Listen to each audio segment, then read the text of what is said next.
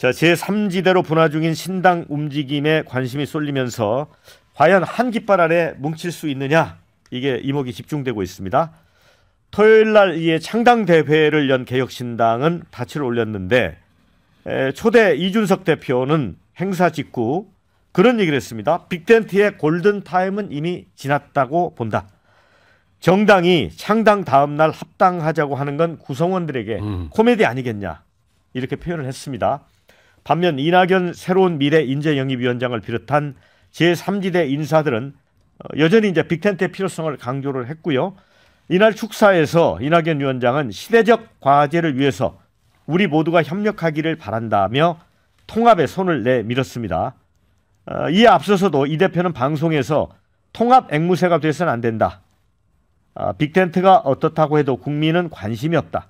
이낙연 위원장을 향해서 저라면 계양구에 간다. 지역구 출마를 압박하기도 했습니다.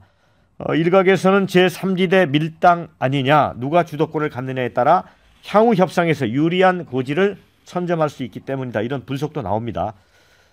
이준석 대표는 합당보다는 신당들이 지역구를 배분해 후보를 내는 느슨한 연대를 주장합니다. 즉 지역구는 단일 기호로 출마하되 비례대표는 당별로 선정하는 건데 연대 시점을 두고도 이견이 있습니다.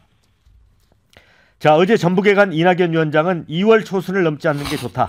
이번 주가 분수령이 될 거다. 이렇게 얘기를 했고요. 조응천 미래대연합 공동창준위원장도 1차 목표는 설 전이라고 한 반면 이준석 대표는 솔직히 빠르다. 애초부터 설 연휴 이전 빅텐트를 유보적으로 보고 있는데 일각에서는 비례제 협상이 변수가 될 수 있다는 시각도 있습니다. 자, 병립형이 아닌 이상 개혁신당 입장에서는 합치는 게 큰 의미가 없다. 이렇게 판단한 게 아니라는 거죠.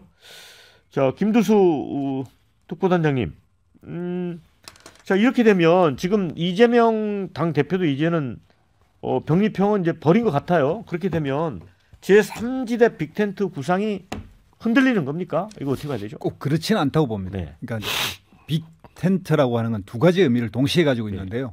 하나는 통합으로 이렇게 다 모이자 이런 의미를 가지고 있고, 또 하나는 약간 임시적인 어떤 그 임시적인 뭐 천막 조직 이런 걸로 느낌이 있고, 이 두 가지 의미를 가지고 있기 때문에, 그러니까 다 모이자라는 뜻에서의 빅텐트라는 것은 여전히 유효하고 계속 그 이야기가 이 제3지대에서 주요 화두로 등장할 거라고 보는데, 이제 모이는 방식이나 이런 것들은 약간씩 차이가 있을 거라고 봅니다. 그러니까 시기를 보면 설날까지 다 창당하고 그러고 난 직후에 바로 또 통합한다는 게 이준석 대표 말 맞다나 창당하자마자 바로 또 새로운 당을 창당한다는 건 어떤 의미에서 좀 쉽지 않다는 그런 의미도 하나 있고요. 그 다음에는 지금 이제 각자가 지금 이제 속도가 좀 다르고 여기 창당의 어떤 가치 비전 이런 것들을 같이 하나로 모아내야 되는데, 현재 어쨌든 각자의 출발지가 한쪽은 보수 핵심으로 됐고 한쪽은 진보 핵심으로 나온 이 크게 두 성격을 띠고 있기 때문에 여기에서 가치 연합을 이루려면 뭔가 계기가 있어야 합니다. 하나는 뭐 일종의 이야기하는 선거법이라는 이런 걸 통해서 그대 양당이 야합을 통해서 그대 양당에 유리한 선거법으로 개정한다. 이런 건 명분이 되죠. 또 하나는 현실적인 노력인데, 만약에 정책을 가지고 만약에 이것을 합칠 수 있게끔 서로가 지혜를 발휘해서 어쨌든 최소 강령을 합의한다고 하지만 그래도 지금 각 당이 뭐 내놓은 주요 공약들이 있는데 이런 것들을 서로가 좀 합의해 갈 수 있다면, 그런 측면에서 뭐 10대 또는 20대 공약을 동의한다면 또 같이 할 수 있는 영역 이런 게 있는 것 같고요. 뭐 일종의 이제 아이디어식으로 뭐 지역은 뭐 가능한 기호를 동일하고 또는 뭐 비례는 뭐 하고 이런 식 이야기는 그냥 아이디어 이야기지 뭐 그게 현실이 될 거다, 저는 그렇게 생각하지는 않습니다. 네, 저희 댓글도 보면 제3지대 빅텐트 구상이 좀 흔들리는 쪽에 많이 가 있습니다. 소개를 해드리면 이낙연 전 대표, 이준석에게 훈수나 듣고 안타깝다. 빅텐트 서서히 물 건너가는 듯. 이준석 본인은 노원에 못 나가면서 왜 이낙연에게만 개양을 강요합니까? 이런 글도 있습니다. 근데 제가 이제 볼 때는 제3지대가 그 이낙연 신당 새로운 미래하고 그리고 원칙과 상식의 그 미래대연합, 이 둘은 합치는 게 쉬울 것 같아요.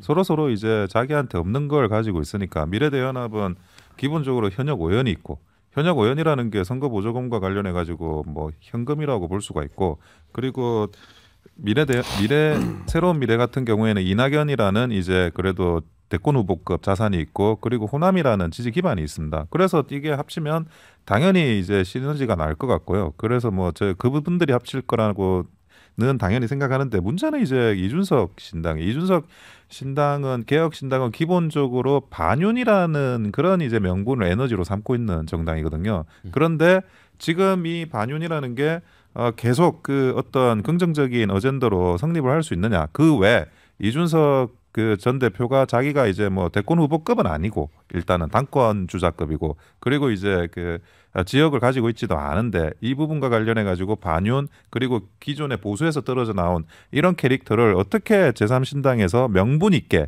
실무적으로 융합을 시킬까 그거는 굉장히 좀 저는 미지수라고 또 생각하고 있습니다. 그리고 한편으로는 이제 어제 뭐 이런 그 한동훈 비대위원장에 대한 사퇴 요구라든지 이런 현상들이 결국에는 그 이준석 개혁 신당의 그 지분을 다시 뺏어오는 글로 갔던 지분도 다시 뺏어오는 역할을 하게 되거든요.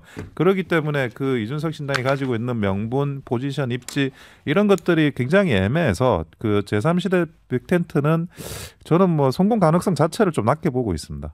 네, 박원석 공동 창준위원장님한테 그거 한번 물어보고 싶어요. 네. 지금 이준석 대표가 이제 합당보다는 신당들이 지역구를 배분해서 후보를 내는 느슨한 연대 이거를 이제 주장을 하고 있는데 이제 지역구에 단일 기호로 출마한다는 거거든요. 이게 어떻게 가능한 거죠? 페이퍼 정당론이죠. 가상 정당을 하나 법적으로 만들어서 문제는 없습니까? 뭐 문제 없죠. 없어요. 거기에 모여서 거기가 이제 지역구 후보를 내고 비례 후보는 내지 않고 비례는 지금 각 당의 이름으로 하자. 그러니까 이준석 전 대표가 이 제안을 하는 얘기는 뭔가 이게 비례 의석을 통합해서 내면 자기들이 손해를 본다 이런 생각을 하는 것 같아요. 그러니까 지금 현재 지지율이 높기 때문에 글쎄요. 저는 꼭 그런 측면만 있을까. 이게 통합됐을 때 낼 수 있는 시너지. 물론 이제 시너지가 안 날 수도 있습니다. 그러면 통합 자체는 사실 의미가 없는 거고 이제 여러 가지가 있는데 너무 이게 이제 단순한 계산법에 네. 지금 매달리고 있는 게 아닌가 싶은데요. 이제 통합이라는 거는 사실 서로 이질적이고 정치를 달리 해왔던 정치 세력들 간에 굉장히 그 높은 수준의 그런 합의가 있을 때 가능한 거기 때문에 저도 쉽지는 않다고 봅니다. 때문에 이제 빅텐트라는 게 그보다 훨씬 낮은 수위에서 이루어질 수도 있는데 그 낮은 수위에서 이루어지면 그만큼 그 국민들의 감동이나 반응은 반감되는 거죠. 그걸 감수하겠다는 건데요. 저는 뭐 그 서로 간에 열어놓고서 여러 얘기를 주고받을 수 있습니다만 이렇게 이제 통합신당을 하겠다는 그런 의지를 가지고 뭔가를 추진할 때 훈수나 평론은 그렇게 유효한 수단이 아니라고 생각합니다. 근데 이준석 전 대표는 여전히 거기서 벗어나지 못하는 측면이 있는 것 같아요. 그러니까 이낙연 전 대표의 거취와 관련해서 중요한 건 본인의 실존적 결단이고 네. 거기에 통합신당의 성공을 위해서 이런 게 필요합니다. 이를테면 네. 호남 출마해 주십시오. 이건 저희도 같아요. 근데 어떤 컨셉, 아이디어, 지극히 아주 전술적인 이런 데 집착해가지고 개항에 가면 구도가 살 것 같다. 그건 이준석 전 대표의 생각이죠.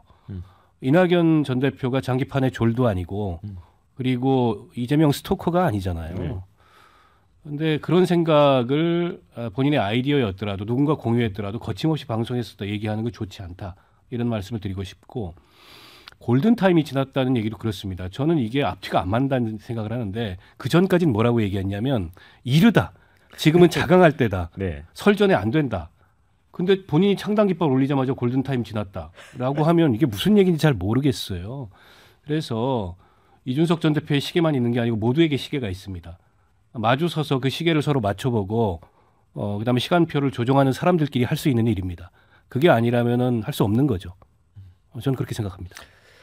자, 댓글 중에 그런 게 있습니다. 이준석 대표는 말을 좀 줄여야 한다라는 의견이 있고요. 신당들이 정책으로 경쟁하면서 국회로 나아가길 기대합니다. 이런 의견이요. 또 초반엔 안 그랬는데 지금 더 아쉬운 쪽은 이낙연 쪽 대표 같습니다. 자, 이러다 윤석열 대통령 탈당해서 신당 만드는 거 아닙니까? 김한길이 창당 전문가지 않습니까? 이런 의견도 있습니다. 자, 정국 교수님. 예. 아까 우리 박원석 의원님 얘기했지만 페퍼 캠페인 저도 들어봤는데 일종의 페퍼 정당 비슷한 거가 정말 가능할까요? 국민들이 어떻게 받아들일까요? 예, 여기 뭐 세 분은 다 정치에 관여를 하고 계셔서 이제 그런 데 대해서 긍정적으로 모르지만 국민들의 입장에서 보면 이건 정말 잔머리죠, 잔머리. 지난번 그 비례대표제 해가지고 정의당이 그 국정 말아먹는 거 다 보셨잖아요. 그 잔머리인데 이준석 대표가 새로운 정치 하겠다면서 이런 거 구체적으로 안을 내놓고 하는 거는 정말 잘못됐다 이런 말씀 좀 드리고 싶고, 다른 정당들도 정말 이런 잔머리 굴리면 정말 얼마 못 갑니다. 이런 걸 저는 진짜 그 알았으면 좋겠고요. 이 정치학 그 개론, 정치학 개론의 첫 페이지에 이게 있습니다. 정치가 뭐냐 그러면 가치의 권력적 분배예요. 자기가 추구하는 어떤 세력이 추구하는 가치를 권력을 잡은 사람들의 비율 따라서 그 자원을 분배하는 겁니다. 그런데 그 모습은 하나도 안 보이고 지금 우리 박원석 의원님이나 김두수 단장님이나 하는 그 세력들이 다 잔머리만 굴리고 있고 뭐 없어요. 그 중에서 제일 유리하다고 하면은 이준석 쪽이 제일 유리하다고 보는데 이준석이 머리가 좋지 않습니까? 그러다 보니까 내가 이거 다른 세력하고 합쳐봐야 별로 재미없네. 그걸 제가 항상 말씀드렸습니다. 이준석은 이낙연하고 합치는 순간 망하는 거라고 제가 분명히 말씀드렸는데 그런 걸 좀 느낀 것 같아요. 그래서 사실 뭐 마음 깊은 곳에서는 나는 별 합당할 생각 뭐 이런 것도 없는 거예요. 텐트 칠 생각도 없고 그런 걸로 보이고, 최근에 이제 이준석 대표가 아까 제가 뭐 여러 가지 그 헛발질도 많이 한다고 그랬는데 하나 딱 그 얘기한 걸 제가 듣고 그래도 그 정치할 자세인데 있구나. 우리 당은 이걸 내건다 이걸 얘기했어요. 이준석 당 개혁신당입니까? 우리는 보수, 자유, 민주주의의 가치를 추구한다고 그랬어요. 그래서 제가 박수를 쳤습니다. 속으로. 야, 이거 얘기하는 사람 처음 봤네. 왜냐면요. 윤석열 대통령도 국민의힘이라는 보수 진영의 당에 들어서 대통령이 됐는데 한 번도 보수란 말을 쓴 적이 없습니다. 그런 점에서 이렇게 평가를 하고 싶고, 한동훈 위원장도 마찬가지예요. 보수 진영의 지금 현실 권력자인데 보수란 말을 쓰지 않고 있어서, 그래서 기본적으로 내 정치 철학은 뭐다라는 것을 밝힌 정치인은 아마 이준석이 유일하지 않을까 싶은데, 문제는 김두수 단장님 같은 이런 그 진보, 뭐 좌파라는 표현은 본인이 쓰는지 모르겠습니다만은 스펙트럼이 굉장히 넓은 곳에서 인재를 지금 모으고 있단 말이죠. 그래서 이걸 어떻게 융합을 해서 보수로 갈 건지 저는 김두수 단장님이 그 보수적 가치에도 동의를 해서 들어가신지 잘 모르겠습니다만은 이런 어려움이 있는 것 같아요. 그래서 우리 그 제3지대 국민들을 보고 잔머리보다는 크게 미래를 보고 갔으면 좋겠다는 말씀 드리고 있습니다.